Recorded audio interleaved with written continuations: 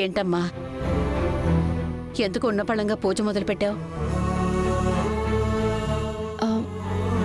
అదే అత్తయ్య, అటు పుట్టినిల్లు ఇటు మెట్టనిల్లు బాగుండాలని, అందరికీ మంచి జరగాలని ఈ పూజ మొదలుపెట్టాను. ఎంత మంచి మనసమ్మా నీది. అటు పుట్టినింట్లో మీ అన్నయ్య, ఇటు మెట్టినింట్లో కీర్తి బాగుండాలని నువ్వు పడే తపన నాకు అర్థమవుతుందమ్మా.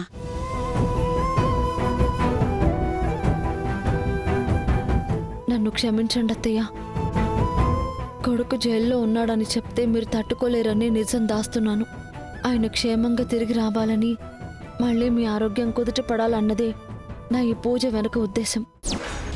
జైలుకెళ్ళి మొగుడికి ప్రసాదం పెడతావా? ఇప్పుడీ ప్రసాదమే నా ఆయుధం.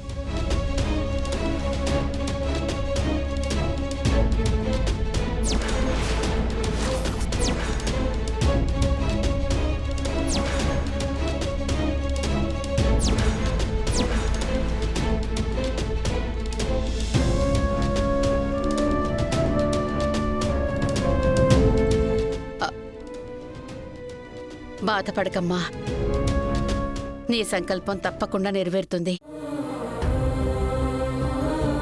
ఆ అమ్మవారి దయ వల్ల మీ నోటి వాక్కు ఫలిస్తే నాకు అంతకంటే కావాల్సిందేం లేదత్తయ్య.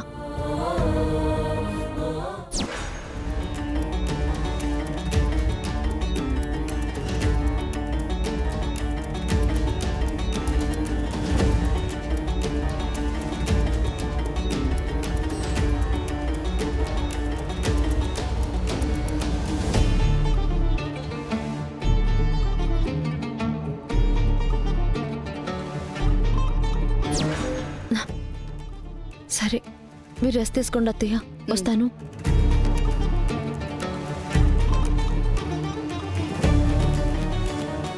ఈ దెబ్బతో సిద్ధు పైకి పోతాడు, ఈ తులసి జైలుకు పోతుంది. అప్పుడు పెద్ద కోడలిగా ఇంటి పెత్తనమంతా నాకే వస్తుంది. ఎవరు చూడలేదు కదా? అమ్మయ్యా.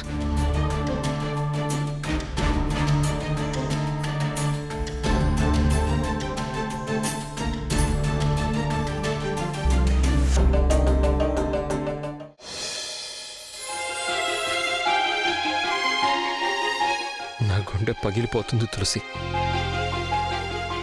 ఒక్కసారి నా వైపు చూడు.